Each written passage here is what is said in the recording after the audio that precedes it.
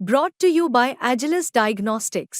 Health test की बात आती है तो मैं भरोसा करता हूँ India largest diagnostics company Agilus diagnostics. खुद को टेस्ट करते रहो। सरकार इनका, प्रशासन इनका, सब कुछ इनका, उसके बावजूद भी ये लोग समाजवादी पार्टी पे जो आरोप लगा रहे हैं, मैं समझती हूँ कि अब जनता भी ये समझ रही है कि ये लोग सबको मूर्ख बनाने वाली बातें कर रहे हैं। क्योंकि लोकतंत्र की परिभाषा ही यही है। कहीं ना कहीं ये लोग चाहते हैं कि लोकतंत्र रहे ही ना पूरे भारत में।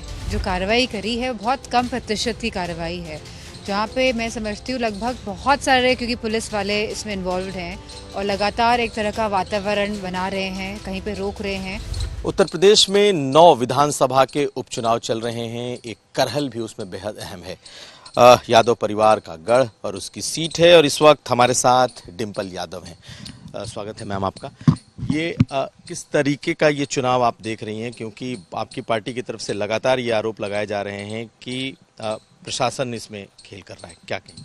नहीं, पूरे दिन भर में देखने को मिला है कि प्रशासन पूरी तरह से भारतीय जनता पार्टी के एजेंट की तरह काम कर रहा है और ये बहुत ही दुर्भाग्यपूर्ण बात है। और एक उम्मीद की किरण हमें इलेक्शन कमीशन की तरफ से दिखी है, लेकिन अभी भी हम संतुष्ट नहीं हैं। कई लोग सस्पेंड भी किए गए हैं, पुलिस के तकरीबन 7 लोगों के नाम आ रहे हैं।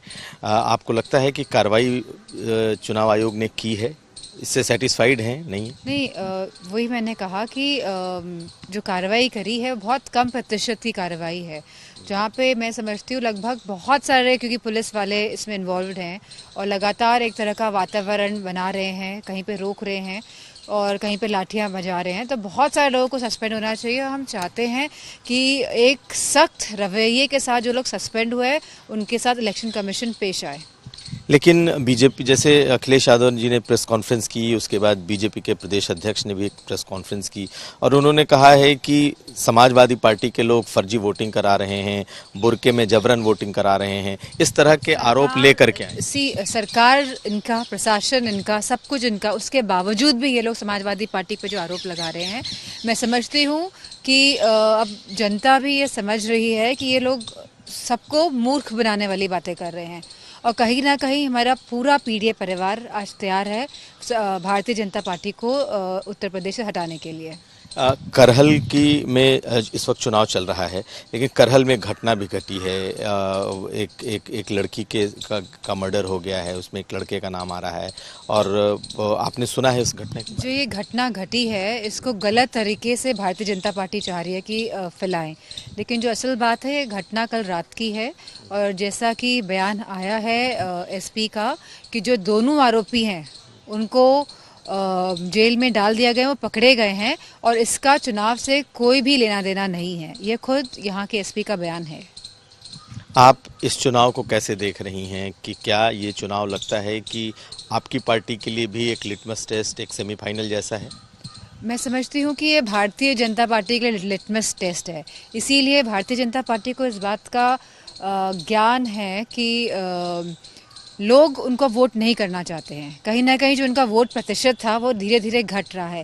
इसीलिए शासन और प्रशासन के प्रयोग से ये चाह रहे हैं कि ये जीत लें, लेकिन अब मेरा मानना है आने वाले चुनाव में भारतीय जनता पार्टी यहाँ से जा रही है। आखिरी सवाल मैम कि ये जो चुनाव हो रहे हैं, 9 सीटों पर चुनाव है, आपको लगता है कि आप लोग इसमें बेहतर परफॉर्म करेंगी या 9 में 4 सीटें हैं, आप लोग कितनी सीटें जीतें? नहीं, हमारी पूरी कोशिश है कि हम लोकसभा से भी अच्छा और बेहतर परिणाम दें और आने वाले चुनाव में भी बहुत अच्छे परिणाम आएंगे। और इसी बात से कहीं घबराकर भारतीय जनता पार्टी वाली का जो रवैया है और जिस तरह शासन और प्रशासन पूरे लोकतंत्र और कहीं ना कहीं जहां संविधान हमको अधिकार देता है कि हम वोट डाल के आए, क्योंकि लोकतंत्र की परिभाषा ही यही है, कहीं ना कहीं ये लोग चाहते हैं कि लोकतंत्र रहे ही ना पूरे भारत में। बहुत शुक्रिया बात करने के लिए।